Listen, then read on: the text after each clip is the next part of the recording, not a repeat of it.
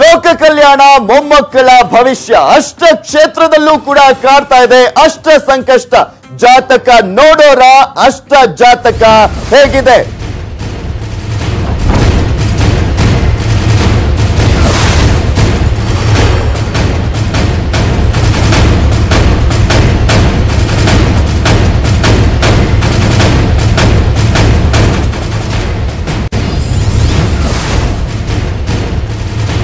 ಲೋಕ ಕಲ್ಯಾಣ ಮೊಮ್ಮಕ್ಕಳ ಭವಿಷ್ಯ ಲೋಕಸಭೆ ಚುನಾವಣೆಯಲ್ಲಿ ಮೊಮ್ಮಕ್ಕಳ ಭವಿಷ್ಯ ಅಡಗಿರುವಂತಹ ಹಿನ್ನೆಲೆಯಲ್ಲಿ ಮತ್ತು ಒಂದ್ ಕಡೆ 8 ಕ್ಷೇತ್ರದಲ್ಲೂ ಕೂಡ ಕಾಡ್ತಾ ಇದೆ ದೇವೇಗೌಡರಿಗೆ ಅಷ್ಟ ಕಷ್ಟ ಜಾತಕ ನೋಡೋರ ಅಷ್ಟ ಜಾತಕ ಹೇಗಿದೆ ಅನ್ನೋದೇ ಇಲ್ಲಿ ಪ್ರಶ್ನೆ ಆಗಿರುವಂತದ್ದು ಜಿದ್ದಿಗೆ ಬಿದ್ದು ಕ್ಷೇತ್ರ ಪಡೆದ್ರು ಗೆಲುವು ಸುಲಭವಿಲ್ಲ ಆ ಒಂದು ಕ್ಷೇತ್ರಗಳಲ್ಲಿ 8 ಕ್ಷೇತ್ರಗಳಲ್ಲೂ ಕೂಡ ಗೌಡರಿಗೆ ಸಾಲು ಸಾಲು ಸವಾಲುಗಳು ಎದುರಾಗಿದೆ ನ್ಯೂಸ್ 18 ಕನ್ನಡದಲ್ಲಿ ಎಕ್ಸ್ಕ್ಲೂಸಿವ್ ಆದಂತ ಸುದ್ದಿಯನ್ನ ನಿಮ್ಮ ಮುಂದೆ ಇಡ್ತಾ ಇದ್ದೀವಿ ಯಾವ ರೀತಿಯಾದಂತ ಕಷ್ಟ ಮತ್ತು ಒಂದ್ ಕಡೆ ಸವಾಲು ಜೆಡಿಎಸ್ಗೆ ಎದುರಾಗಿದೆ ದೇವೇಗೌಡರಿಗೆ ಎದುರಾಗಿದೆ ಅನ್ನೋದರ ಪಿನ್ ಟು ಪಿನ್ ಮಾಹಿತಿಯನ್ನ ನಿಮ್ಮ ಮುಂದೆ ಇಡ್ತಾ ಇದ್ದೀವಿ ಕಷ್ಟಪಟ್ಟು 8 ಕ್ಷೇತ್ರಗಳನ್ನ ಪಟ್ಟು ಬಿಡದೆ ಪಡೆದುಕೊಂಡ್ರು ಆದ್ರೆ ಆ 8 ಕ್ಷೇತ್ರಗಳಲ್ಲೂ ಕೂಡ ಸವಾಲು ಎದುರಾಗಿದೆ ಬಿಗ್ ಚಾಲೆಂಜ್ ಎದುರಾಗಿದೆ ಕರ್ನಾಟಕದ ಚಾಣಕ್ಯ ಅಂತ ಕರೆಸಿಕೊಳ್ಳುವಂತ ದೇವೇಗೌಡರಿಗೆ ಸೊ ಹೀಗಾಗಿ ಯಾವ ರೀತಿಯಾದಂತಹ ರಣತಂತ್ರವನ್ನ ಹೆಣಿತಾ ಇದ್ದಾರೆ ಅನ್ನೋದು ಕೂಡ ಪ್ರಶ್ನೆ ಇದೆ ಇಲ್ಲಿ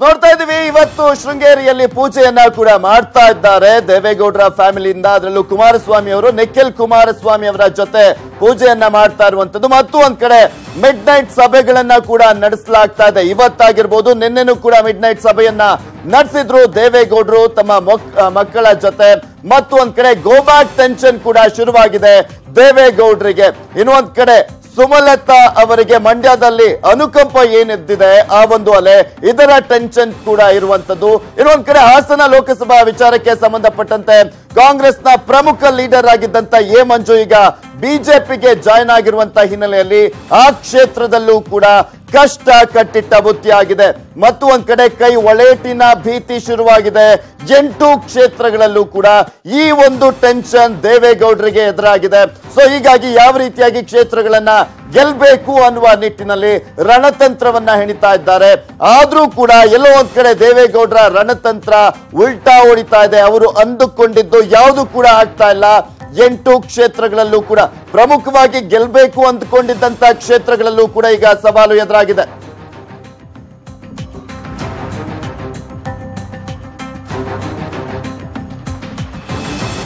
ಇದೆಲ್ಲದರ ಬಗ್ಗೆ ಸಂಪೂರ್ಣವಾದಂತಹ ಮಾಹಿತಿಯನ್ನ ನೀಡ್ತಾರೆ ಜೆಡಿಎಸ್ ನಲ್ಲಿ ಯಾವ ರೀತಿಯಾಗಿ ಬೆಳವಣಿಗೆಗಳು ಆಗ್ತಾ ಇದೆ ಅನ್ನೋದ್ರ ಬಗ್ಗೆ ನಮ್ಮ ಔಟ್ಪುಟ್ ಚೀಫ್ ಆಗಿರುವಂತಹ ಮಧು ಮತ್ತು ಒಂದ್ ಕಡೆ ನಮ್ಮ ಪೊಲಿಟಿಕಲ್ ಬ್ಯೂರೋ ರಿಪೋರ್ಟರ್ ಆಗಿರುವಂತಹ ಶ್ರೀನಿವಾಸ್ ಅಳಕಟಿ ಇದೆಲ್ಲದರ ಬಗ್ಗೆ ಕೂಡ ಸಂಪೂರ್ಣವಾದಂತಹ ಮಾಹಿತಿಯನ್ನ ನೀಡ್ತಾರೆ ನೇರ ಸಂಪರ್ಕದಲ್ಲಿ ಜಾಯ್ನ್ ಆಗ್ತಾ ಇದ್ದಾರೆ ದೇವೇಗೌಡರಿಗೆ ಎದುರಾಗಿದೆ ಅಷ್ಟ ಕಷ್ಟ ಜಿದ್ದಿಗೆ ಬಂದು 8 ಕ್ಷೇತ್ರಗಳನ್ನ ಪಡೆದಿದೆ ಜೆಡಿಎಸ್ ಈ 8 ಕ್ಷೇತ್ರಗಳಲ್ಲಿ ಗೆಲ್ಲುವಂತ ಅನಿವಾರ್ಯತೆ ಇದೆ ಸಾಕಷ್ಟು ಸ್ಥಾನಗಳನ್ನ ಗೆದ್ದು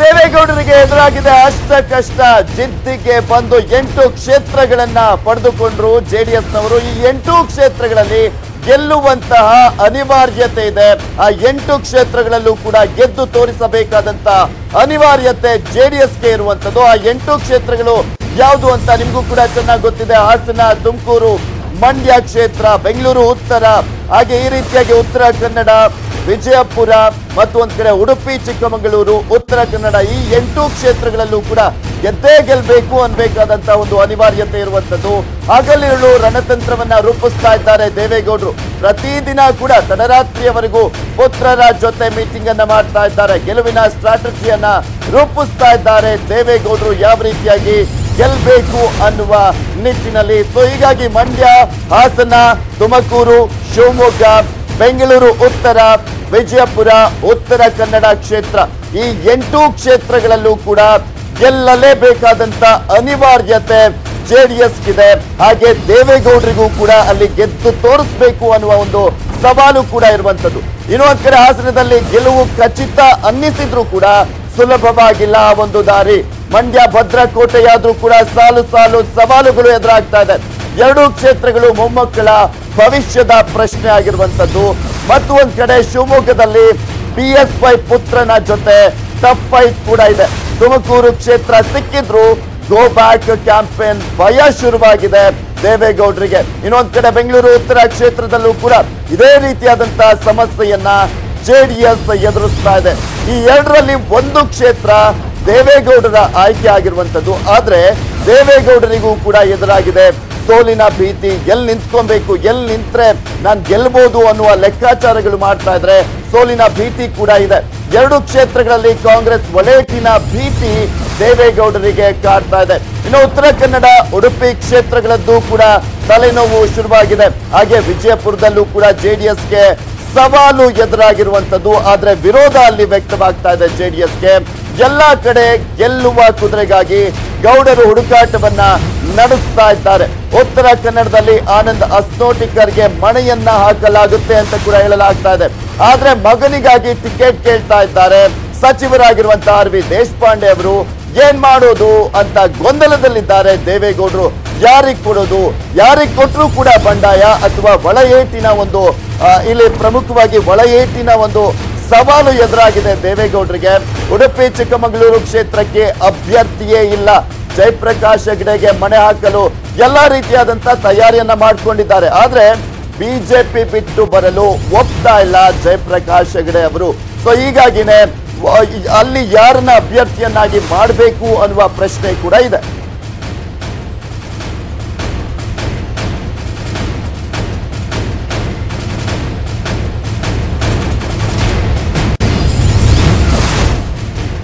ಇಲ್ಲಿ ಪ್ರಮುಖವಾಗಿ ಇದೆಲ್ಲದ್ರ ಬಗ್ಗೆ ಮಾಹಿತಿಯನ್ನ ಪಡ್ಕೊಳ್ಳೋಣ. ನಮ್ಮ ಪ್ರತಿನಿಧಿ ನೇರ ಸಂಪರ್ಕದಲ್ಲಿದ್ದಾರೆ. ಎಸ್ ಮಧು, ಇಲ್ಲಿ ಪ್ರಮುಖವಾಗಿ ಮಂಡ್ಯ, ಹಾಸನ, ತುಮಕೂರು, ಶಿವಮೊಗ್ಗ ಈ 4 ಕ್ಷೇತ್ರಗಳಲ್ಲಿ ಪ್ರಮುಖವಾಗಿ ಮಂಡ್ಯ, ಹಾಸನ, ತುಮಕೂರು 100% ಕಾನ್ಫಿಡೆನ್ಸ್. ಶಿವಮೊಗ್ಗದಲ್ಲಿ 50-50 ಅನ್ನುವ ಲೆಕ್ಕಾಚಾರ ಇತ್ತು ದೇವೇಗೌಡರಿಗೆ. ಆದ್ರೆ ಇಲ್ಲೆಲ್ಲವೂ ಕಡೆ ಕೂಡ ರಣತಂತ್ರ ಉಲ್ಟಾ ಆಗುವಂತ ಎಲ್ಲಾ ಸಾಧ್ಯತೆ ಕಂಡು ಬರ್ತಾ ಇದೆ. Yes Prithviraj, confidence with confusion ಅಂತ ಕರಿಬಹುದು. ಯಾಕಂದ್ರೆ ಎಷ್ಟೋ ಸಲ ನಮ್ಮ ಶಕ್ತಿಯೇ ಬಲಹೀನತೆ ಆಗುತ್ತೆ. ಎಷ್ಟೋ ಸಂದರ್ಭಗಳಲ್ಲಿ ಅದರಲ್ಲೂ ರಾಜಕಾರಣಿಗಳ ವಿಚಾರಕ್ಕೆ ಬಂದ್ರಂತೂ ಅವರ ಸ್ಟ್ರೆಂತ್ ಎಷ್ಟೋ ಸಲ ವೀಕ್ನೆಸ್ ಆಗಿ ಪರಿಗಣನೆ ಆಗುವಂತ ಅಥವಾ ಉಲ್ಟಾ ಆಗುವಂತ ಚಿತ್ರಣಗಳಾಗ್ಬಿಡುತ್ತೆ. ಈ ಸಲ JDS ಪಾಲಿಗೆ ಎಲ್ಲೋ ಒಂದ್ ಕಡೆ ಆ ರೀತಿ ವಾತಾವರಣ ಮೇಲ್ನೋಟಕ್ಕೆ ಕಾಣಿಸ್ತಾ ಇದೆ.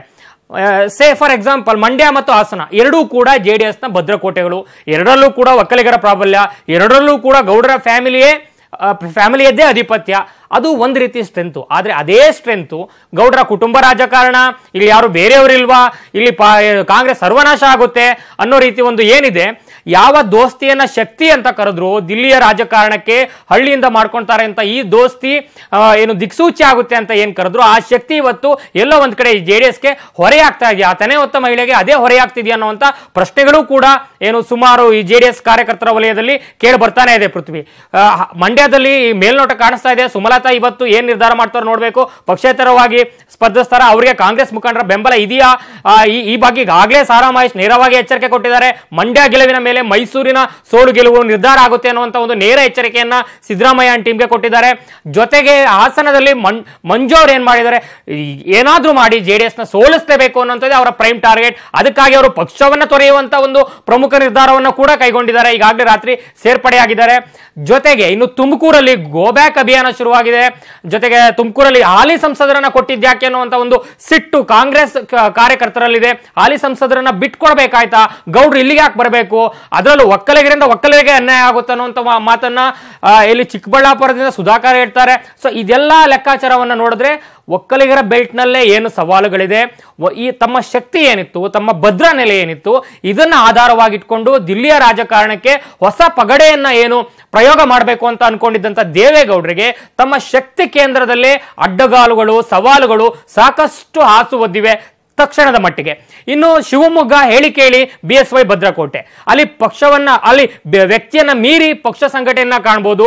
ಜೊತೆಗೆ BSY ಕೂಡ ತಮ್ಮ ಪ್ರಾಬಲ್ಯವನ್ನ ಚೆನ್ನಾಗಿ ಸಾಧಿಸಿಕೊಂಡಿದ್ದಾರೆ. ಅಲ್ಲಿ ಈಗಾಗಲೇ ದೋಸ್ತಿಯಾಗಿ ಸ್ಪರ್ಧಿಸಿದ್ದ ಮಧು ಬಂಗಾರಪ್ಪ ಉಪಚುನಾವಣೆಯಲ್ಲಿ ಮಕಾಡೆ ಮಲಗಿದ್ರು.